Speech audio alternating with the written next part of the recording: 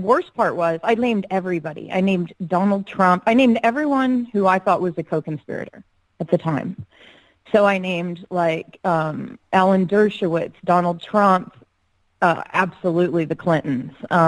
These are people that I saw coming and going, that I knew were part of it. And I made it really clear that this is a very scary thing for children, and that I see between 5 and 10 girls a day going upstairs. And now that I know what's happening to them, I want it stopped in 1996. I said, do you have a file on Les Wexner? And he said, why? And I said, he's the head of the snake in this, in America. And I don't even know I was intuiting this. And also, I think it's common sense when you see all the stuff I saw going on. And anyway, when I said that to him, he said, yeah, I don't know, maybe we do. And I said, well, these people are using child pornography, and they've stolen photographs of my sisters. That right there would have been life in prison for Jeffrey and Ghislaine, and I know her well. I lived around her for a year, lived in all of their houses with them.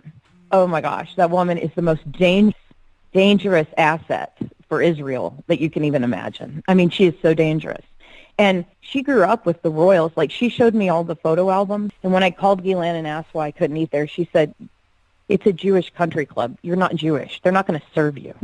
This is how this woman spoke to me.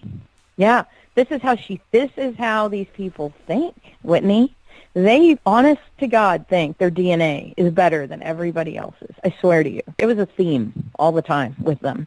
With Eileen Guggenheim, with, Jeffrey Epstein, with Ghislaine. It was a theme.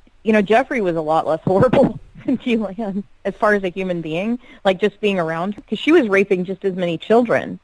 Oh, but she was the one with So the country club, you weren't allowed to go because it was only for people of a certain religion and people. Ethnicity. Okay, so yeah.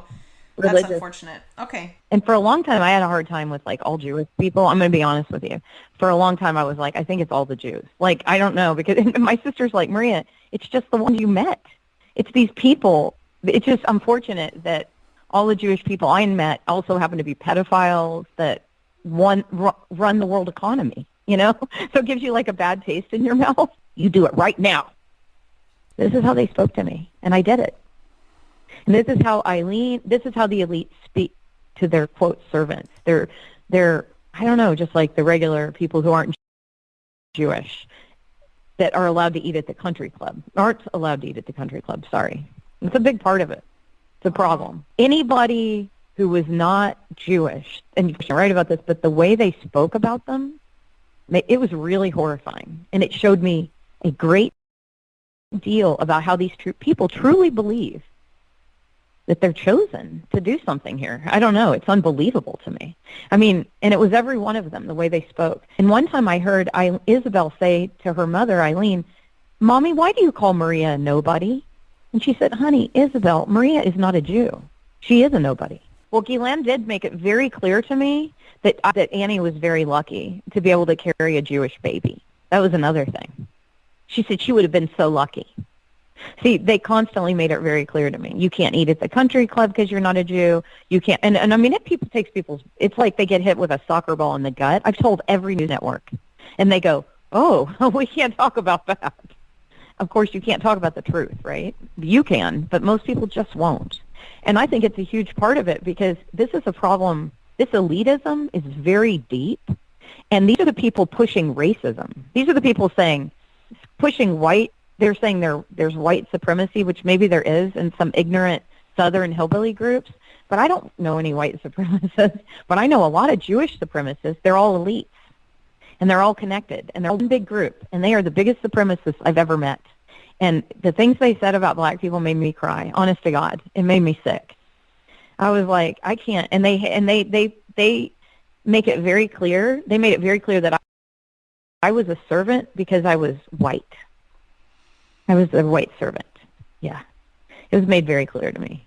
No, you're just a servant. You're white. She says to me, my dad was a very powerful man, and, he was very important. She said, Maria, you don't understand. And then she's showing me, who she grew up with and how powerful he was and how much money they had. And then she goes on to tell me, she said, Maria, and this is true. She said, and she showed me, she had passports. Get this. I don't know how this is legal.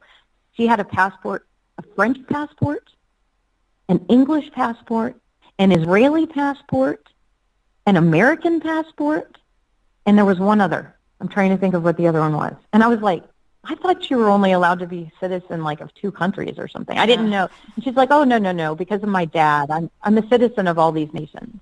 And I'm like, what? So then later when she was talking to me about something one day, she said that the Rothschilds were the greatest protectors of her family. And she wasn't talking about Lynn Forrester, by the way. Before she said that, she had told me that the reason I mentioned Lynn Forrester there is because Lynn Forrester, the Rothschild, who married into the Rothschild family, a longtime friend and supporter of the Clinton family, had threatened her life like numerous times, wants her dead. And she said, I know who's protecting Ghislaine Maxwell right now, and it's the Rothschilds. And I know this because they send me death threats. They're the people that want me to shut up.